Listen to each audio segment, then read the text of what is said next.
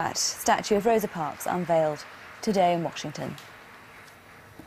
It's 10 to 5. Let's check on all the business news with Alice. Hi. Thanks, Sophie. I'll do my best to follow that very poignant speech by Barack Obama. A slightly hard task, but I'll try. As Sophie was saying, markets have just closed, and for the most part, they recovered their poise slightly on Wednesday as the immediate fallout from the inconclusive Italian elections faded somewhat, and investors greeted a raft of positive economic news from both sides of the Atlantic. So this is how the FTSE 100 finished the session, up ever so slightly, 0.9%. The Italian FTSE MIB also up 1.8%. Two stocks have been keeping a close eye on, as Centrica, the owner of British Gas, despite that rise in profits we've been talking about during the day, down ever so slightly, 0.4%, and ITV, which also reported a rise in profits, ended the session down ever so slightly. Well, let's find out why now and speak to Richard Hunter. He's head of equities at Hargreaves, Lansdown. Richard, if I could just begin by asking you generally about the markets. Were you surprised by how quickly they rebounded from yesterday's losses? Well, what we have seen over the last few months is what you tend to get, something of a knee-jerk overreaction to any kind of news, and obviously the Italian elections were very much in the forefront. That was then followed up yesterday by some rather better than expected US economic data, which pushed the Dow Jones up quite strongly last night, so that we had some catching up to do this morning, and equally the US market has opened up quite strongly this afternoon as well. So those are the two main planks which have, on top of which the UK market has made progress today. Having said that, there aren't particularly heavy volumes going through at the moment, so there is without question still a fragility of sentiment in the background, which may draw us back slightly in the shorter term. OK, we'll have to keep a close eye on them then. Let's talk about a couple of stocks, though, that have borne on the FTSE 100 today. ITV reporting a 6% increase in pre-tax profits, boosted mainly by its studio arm. Are you surprised by that?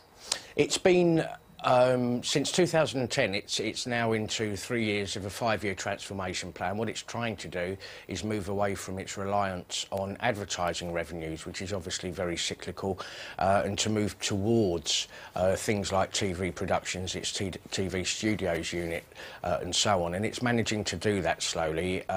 In the TV production unit, for example, profits were up about 12% in this particular period. And as a result of aiming towards this new robust business model, it was also able to pay a special dividend which equated to about £160 million. So the only slight disappointment in terms of the news today was that it has been subject to some takeover speculation over recent weeks, which the CEO denied that they'd received any approaches, but nonetheless the market is very much buying into this recovery story by ITV, and they're very well regarded.